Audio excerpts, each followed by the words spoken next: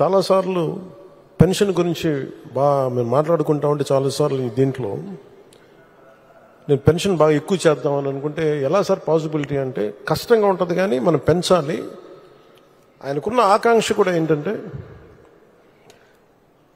సంపద కొద్ది మంది దగ్గర ఉండిపోకూడదు, అవి తిరుగుబాట్లు వస్తాయి.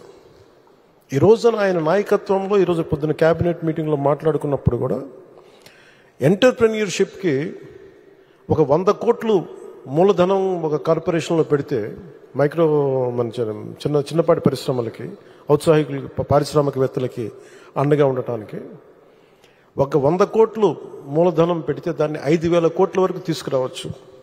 అలాగే 500 కోట్లు పెడితే దాన్ని 20,000 దాకా తీసుకెళ్లొచ్చన్న ఈ రోజు నా ప్రతిపాదన చాలా అద్భుతంగా ఉంది. ఇవన్నీ చెయ్యాలి అంటే ఈ రాష్ట్రాన్ని, ఉమ్మడి రాష్ట్రాన్ని దిశానిర్దేశాన్ని మార్చిన వ్యక్తి, మైక్రో మన ఈ విపరీతం బలమైన సంస్కరణలు తీసుకొచ్చిన వ్యక్తి, SEZs ద్వారా కానీ అభివృద్ధి కానీ, అలాగే మన ఇజ్రాయలీకి సంబంధించి ఈ మైక్రో ఇరిగేషన్ ఇలాంటివన్నీ మొట్టమొదటి తీసుకొచ్చిన వ్యక్తి. చాలా సింపుల్గా ఉంటాయి. ఇంకుడు గుంతలు అంటే అది చూడటం చాలామందికి ఆ టైంలో హాస్యాస్పదం, ఏంటి గుంతలు తవ్వుకోవడం ఏంటని. ఆయన దార్శనికులు, ఆయన హెడ్ చూడగలరు. దానికి చాలామంది మేధావులతో మాట్లాడాలి.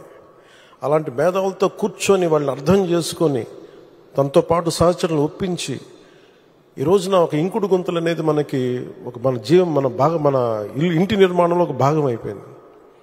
ఇలాంటి ఎన్ని తీసుకున్నా, చిన్నది పెద్దది ఎన్ని తీసుకున్నా అనునిత్యం నన్ను ఆశ్చర్యపరుస్తూనే ఉంటారు ఆయన. ఎప్పుడు చూసినా నాకు ఒకటి అనిపిస్తే ఈ నుంచి ఎంత నేర్చుకోగలం మనం, ఎంత ఆయనకి పక్కన ఉండి చేదోడు వాదోడుగా ఉండగలం. నాకు ఇదే తలంపు ఉంటుంది. అలాంటి పెన్షన్లు కూడా ఎలా పెంచగలం అంటే మనం పెంచుదాం, నాకు ఒక అవగాహన ఉందని. అది అడ్మినిస్ట్రేషన్లో కాకలు తీరిపోయి మునిగి తేలిన వ్యక్తికి అర్థమవుతుంది.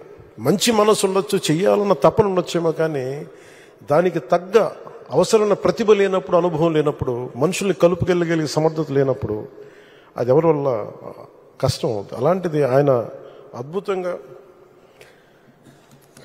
4,000 ఇవ్వడం ఒకటైతే, మొదటి నెల ఒక్కొక్కరికి 7,000 చొప్పున ఒకటే రోజున 65.18 లక్షల మందికి, అది కూడా ఇంటింటికి వెళ్ళి 4,400 కోట్ల రూపాయలని పంపిణీ చేపట్టడం, చేతికి డబ్బులు ఇవ్వడం, దేశంలోనే సంక్షేమంలో ఇది ఒక తిరుగులేని చరిత్ర.